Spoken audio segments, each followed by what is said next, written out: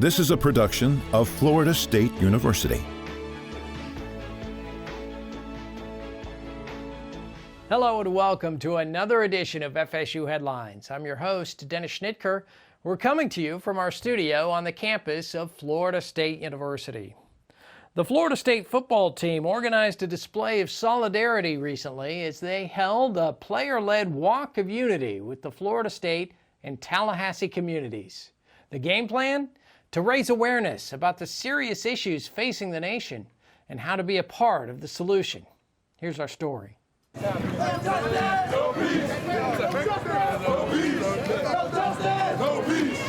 I felt like just with the coronavirus and everything that's going on around the world, I feel like we needed to do something to just bring everybody together.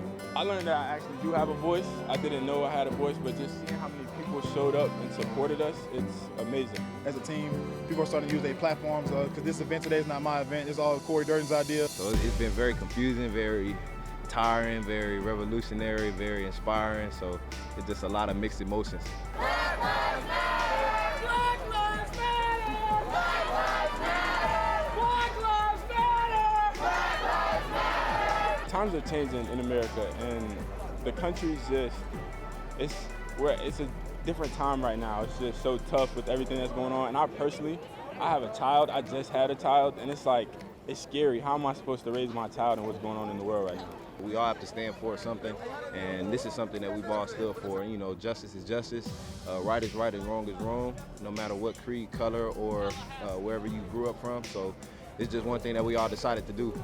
Just come together and just fight for a bigger cause. When I sent that tweet out, I never thought that it would blow up like that and people would take it that serious, but I really understand how much of a platform that we do have and how much of a voice that we have, and we should use it a lot more than just sports. We wanted everybody to know that we're more than just football players, more than just athletes. Because a lot of people look at us and they expect us just to shut up and play football, but that's not what's going to happen. And we feel like we're more than that, and I'd like to thank everybody.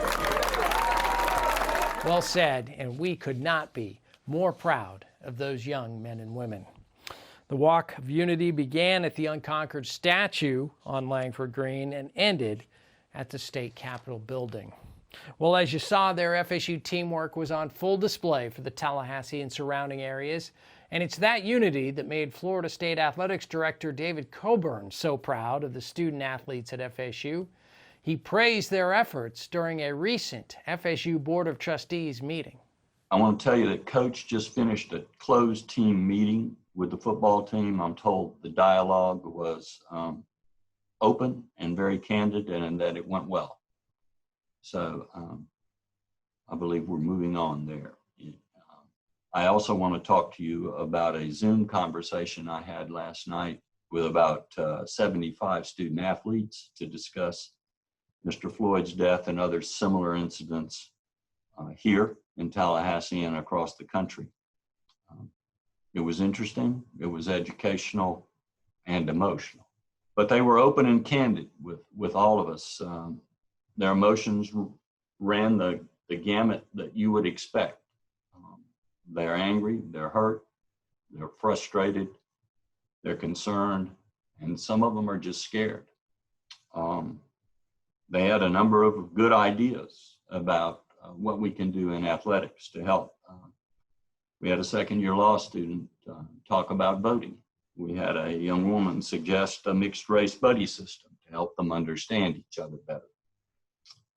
We had several talk about police training, and we had several talk about communications with coaches. I will tell you that they challenged me a little bit about speaking out on their behalf. They asked if I was concerned about offending rich, powerful boosters and supporters. I thought about that, and I thought about you as a group, and I told them no, I wasn't. That I'm very comfortable about where your hearts are, and I know most of our supporters, and I'm very comfortable where they are. As all of you know, I'm more of a listener than a speaker. Frankly, I'd rather have a root canal than make a speech. But I want to talk to you for a few minutes on their behalf. These student athletes are important.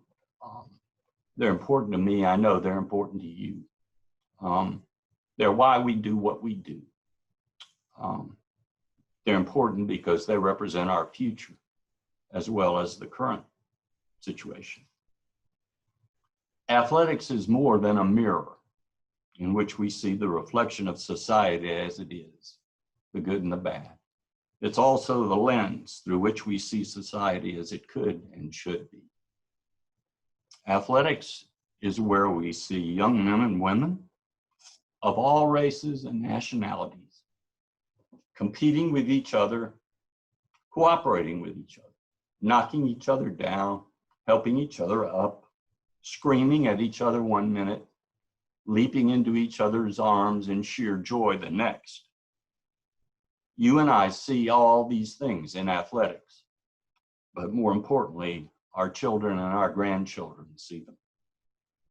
And that changes their perception of how society could and should be. Burning buildings, breaking windows, destroying property. Those things don't change human hearts, they harden them. But when Travis Rudolph went in to that school cafeteria and sat down with that little boy, that changed human hearts. So our student athletes know that it can be done, and they know how to do it. I read yesterday that someone said that coaches in America are going to have to become comfortable with the uncomfortable. Because what has happened in the last few days has changed America, I think, forever. We're all going to have to become comfortable with the uncomfortable.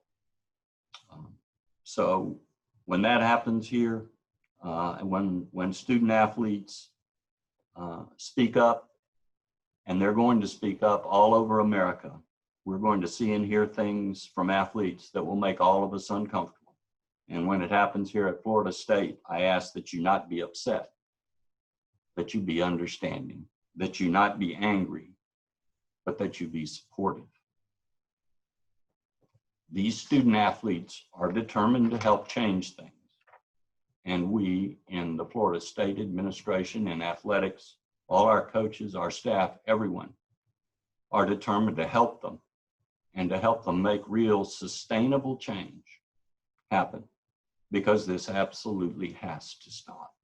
The transition from medical student to hands-on physician has taken on a new significance this year as FSU's 16th class of medical students graduate into an uncertain world battling a global pandemic. 115 new physicians from Florida State University are now one step closer to joining hospitals across the country in a battle against the COVID-19 pandemic. It was an emotional milestone, even though participants were isolated from each other and from faculty and mentors because of social distancing requirements. But College of Medicine Dean John Fogarty still praised this class for its accomplishments. The class of 2020 has had its share of challenges. Zika, Ebola, Hurricane Irma in 2017, and Michael in 2018, and now COVID-19. None of these kept you from your goal, and your class stepped up time and again to the challenges before you. Florida Surgeon General Scott Rivkees was the commencement speaker, and he shared inspiring words for the graduates. Graduates, this path builds on what you have learned, how you as new physicians will bear great responsibility and respond to the clarion call evolving healthcare before you. We thank you for your courage. You will make a glorious difference. Congratulations, class of 2020. And then came FSU President John Thrasher's words to the class. By virtue of the authority vested in me by the Florida Board of Governors and the Florida State University Board of Trustees, I hereby confer upon each of you the degree of Doctor of Medicine. We extend to you our heartiest congratulations. At that moment, the class of 2020 transitioned from medical students to physicians, eager for the next phase of their medical journey. Instead of being hooded by faculty physicians, the graduating doctors were given a unique opportunity to share a video of themselves being hooded by loved ones at home. And now to the story of an influential leader, a dedicated educator, and a tireless advocate for Florida State students. That's who undergraduate Dean Karen Laughlin was. Dean Laughlin first came to Florida State in 1982 to teach in the English and Humanities department. She dedicated her entire professional career to Florida State University. For the past 17 years, Dean Laughlin led the Division of Undergraduate Studies, which works to help students develop a sound academic foundation during their first 2 years at FSU before they enter their major field of study. She focused on making sure students were supported and connected to the university. She strengthened FSU's advising process and implemented academic mapping to help students graduate in 4 years. Under her leadership, FSU's freshman retention rate and 4-year graduation rate reached all-time highs. Most recently, Laughlin took part in FSU's historic virtual Spring 2020 commencement ceremony to confer over 5,000 bachelor's degrees to graduates.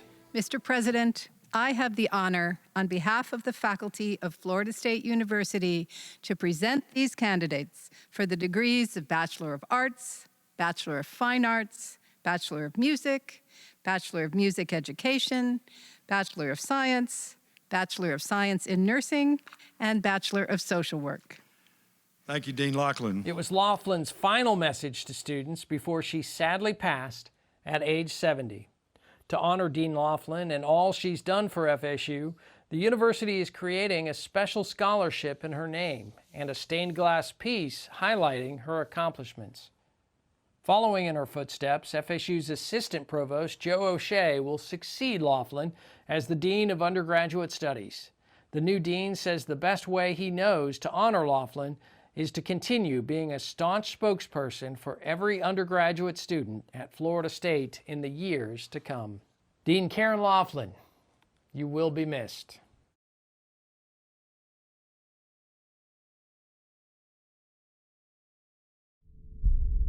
At Florida State University, we're proving that students from all walks of life can achieve at the highest levels.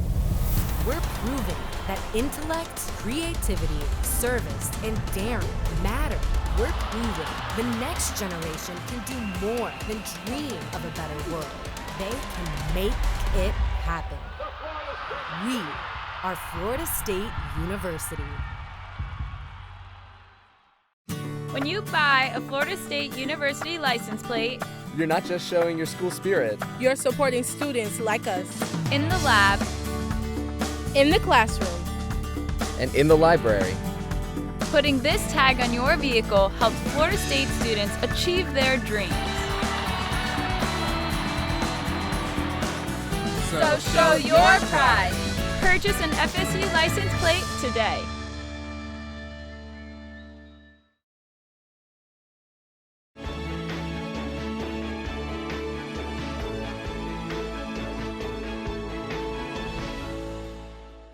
Welcome back to Florida State Headlines. I'm Dennis Schnitker. While you might edit and upload flattering photos on social media in the hopes of appearing your best, new Florida State University research reveals that it may actually leave you feeling worse. The study evaluated the responses of 80 college students to uploading photos of themselves to Instagram. The researchers found a direct link between posting those photos and increased body image concerns, a potent risk factor for eating disorders. And it turned out that editing those photos only made matters worse. Because of the design of the study, we were able to see what are the consequences of editing a photo, what are the consequences of posting a photo, and then what happens when you combine those two behaviors.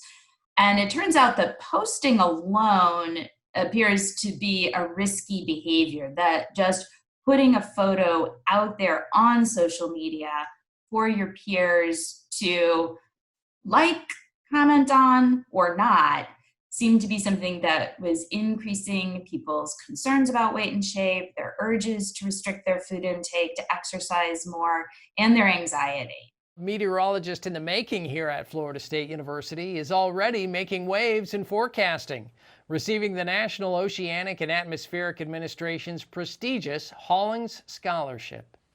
Jonathan Marcus is a familiar face here at Florida State as a weathercaster for the student-run forecast FSU Weather. Now the rising junior has received an opportunity that's been on his radar since high school, a nationally competitive scholarship from NOAA, which includes up to $19,000 of academic assistance over 2 years and a 10-week paid summer internship. Marcus has shadowed professional meteorologists at National Weather Service stations on the FSU campus and in Huntsville. Now, he's ready to expand his passion on a national scale. I'm just super excited for the opportunities that are going to come out of the scholarship program. Like I said, it is sort of something that attracted me to come to Florida State, was working with the Office of National Scholarships, and the opportunities here sort of would help me in this application process. And I'm extremely excited to see the work I can do with the internship next summer. Coming up next on FSU Headlines, Florida State students prove that even the smallest acts of kindness can make a big difference. It's a student-run website that's spreading positivity across the globe. When FSU Headlines continues in a moment.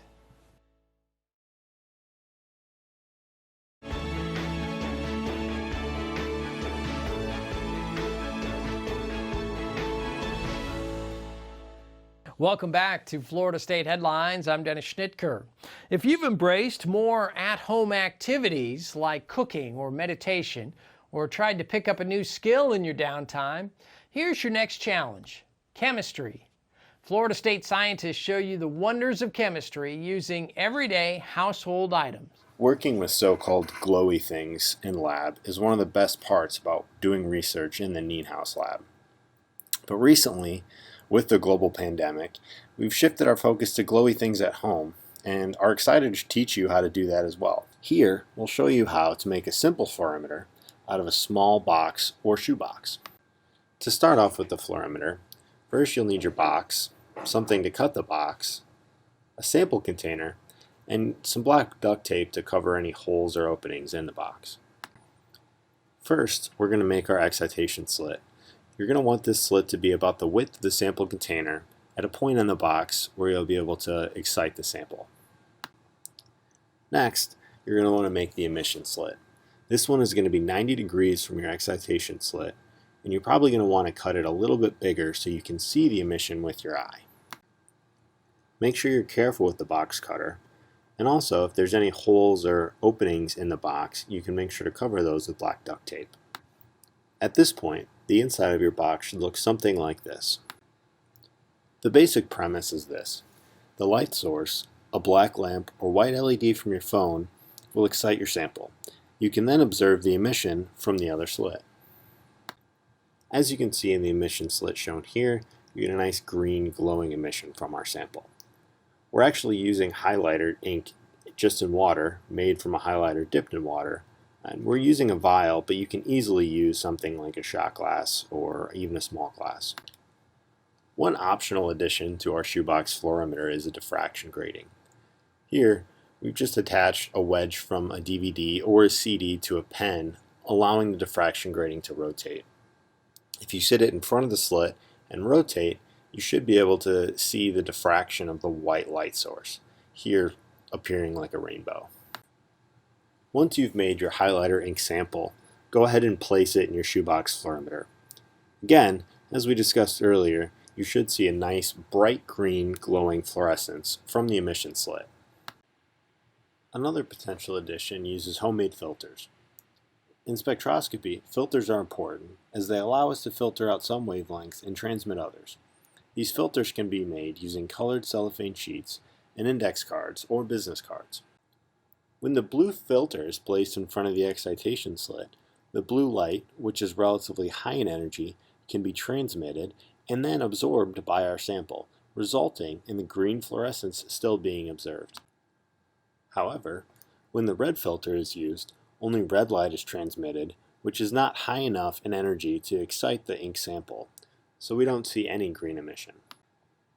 Recently, we've used a black light or UV lamp to find all kinds of glowy things at home, including some components of the salad and many other household objects. For example, look at all the household objects shown here that exhibit fluorescence. For a more in-depth discussion of this, check out our paper in the journal Matter, talking about kitchen spectroscopy. Additionally, follow us on Twitter to see what else we can come up with and more glowy things. And also, you can show us what glowy things you found around your kitchen. If you add dry ice to this tonic water, it makes it look even cooler.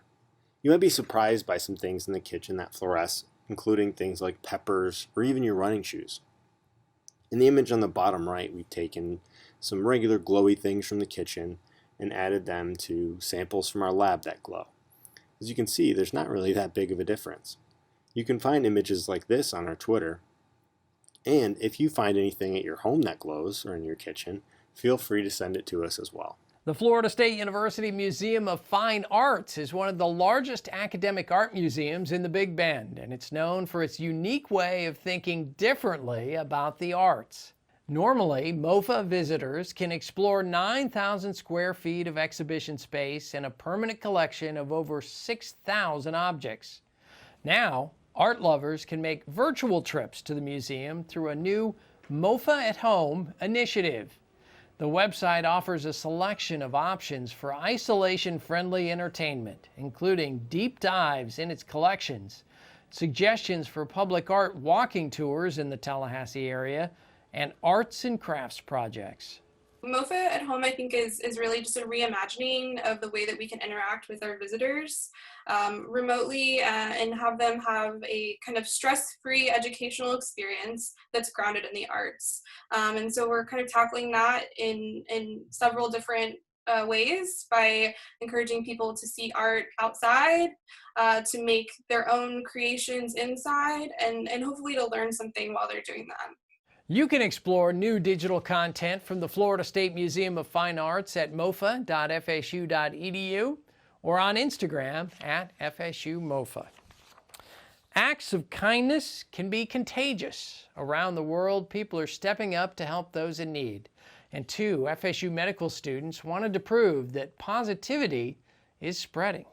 Like many others, second-year medical students Venitra Akula and Gabby Cintron were feeling overwhelmed and anxious in response to the ever-changing news cycle on the COVID-19 pandemic. In an effort to offset the negativity, the duo created a website called Kindness Amid the Coronavirus. The website highlights and shares positive stories by tracking user-submitted stories and displaying them in a map. So far, the site has garnered over 300 story submissions from near and far. Creating the website and finding other outreach opportunities was a way for Akula and Cintron to have an impact outside the hospital. I think one of the cool things about it is it's not just about the map. I think it's the concept of even people who maybe they don't go to the map, but they read the story. They get the idea that kindness is global, and that even though we're in different parts of the world and we're doing different things, humans still, they want to help each other out, and we're not that different. Like the stories in Europe and the stories in the US, similar. People were doing the same type of things and getting ideas from each other and helping each other out, whether it was just within your county or within the state or across continents. So some of those stories, seeing that concept of humanity working together, we don't see that often in the news, right? But it's there, it happens, and I think that symbolism it gives me a lot of hope. We go into medicine because we want to help, right? But kind of exploring different avenues of ways that we could help our patients, not even just on a singular level, but on a more global level. Showing that, we have a platform and we have an impact that we can make to our communities. So, one of the missions behind FSU is really catering to our communities and, elevating the help of communities and the individual, right? So, just having this experience in general and having feedback from people and kind of just understanding on an individual level how it's helped people, and also just on a school level or our local community has definitely, helped shape this idea of how far we could really reach. To see the map or to submit a story of your own, visit kindnessamidcoronavirus.com. Another second-year medical student, Hannah Morgan's love of arts and crafts recently became a passion project to help others. Using t-shirts and an old sewing machine, Morgan has sewn and donated more than 1,000 masks for community members in need, as well as medical students at FSU and the University of Florida. Morgan's first mask took an hour to complete. Now, with the help of a team of her family and friends, it takes less than 10 minutes. With countless trips to the fabric and craft stores, Morgan has been able to produce masks for less than $2.50 a piece, with fabric sheets, craft pipe cleaners, sheets, and more. More recently, Morgan was inspired to create masks with a clear window to assist people with hearing loss. To this aspiring physician, it's about protecting the health of the most vulnerable. So the most fulfilling part is whenever I meet someone and I hand them over the mask and they are ecstatic. You see them, I have people kind of tear up about it. And for me, I'm just amazed that something that simple can create so much joy in someone. And that's really enjoyable to see. And so knowing that I'm providing at least something to help others, I thoroughly enjoy that. And one final note on this edition of FSU Headlines, Florida State University has set up a website for its fall 2020 semester plan that outlines new policies and procedures for teaching, learning, and working at FSU. You can see the plan online at fall2020.fsu.edu. Well, that's going to do it for this special remote edition of FSU Headlines. Make sure to visit us on news.fsu.edu to get all the latest information from Florida State University. For everyone here at Florida State, I'm Dennis Schnitker. Thanks for joining us. Stay safe, stay healthy, and we'll see you again real soon.